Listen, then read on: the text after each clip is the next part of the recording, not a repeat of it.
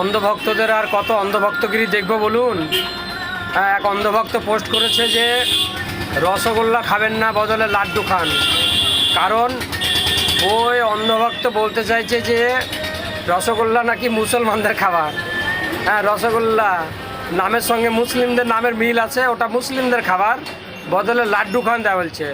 কীভাবে বলছে দেখুন, বলছে রহমতুল্লাহ, আমানুল্লাহ, সৈফুল্লাহ, এই যে নাম, এর সঙ্গে রসগোল্লা, হ্যাঁ নামের এইভাবে মিল আছে, এটা মুসলিমদের খাবার। হ্যাঁ, রসগোল্লা এড়িয়ে চলুন, হ্যাঁ লাড্ডু খান।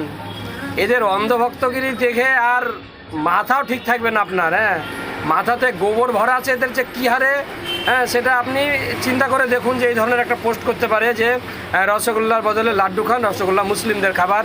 হ্যাঁ, রহমতুল্লাহ, সৈফুল্লাহ, আমানুল্লাহ, রসগোল্লা, এই দেখুন কত সুন্দর নামের মিল।